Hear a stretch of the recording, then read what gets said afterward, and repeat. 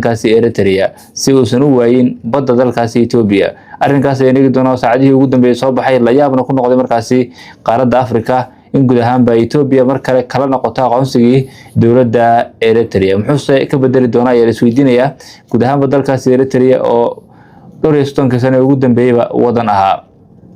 dhinaca kale saacadihii ugu dambeeyay Soomaaliya iyo Turkiga waxay qaadeen tallaabo weyn. waxaan eegi doonaa 3 qorshe oo ay ku dhaqaaqeen guud ahaanba Turkiga iyo Soomaaliya oo halis markaasi gelinaya guud ahaanba gobolka. waxaa sidoo kale aan soo qaadan doonaa wararka markaasi naga soo gaaraya caalamka Gaza oo dhibaatooyin waaweyn lagu hayo iyo sidoo kale markab ay iska leeyahay nin Israa'iili ah ay qabatay markaasi dowladda Iran kadibna waxay hadda ka dalbanaysaa inuu bixiyo 170 milyan oo dollarka Mareykanka. qodobadaas iyo qodobo kale faahfaahsan barnaamij ku maqli doontaan saaxiibayaal soo dhawaada.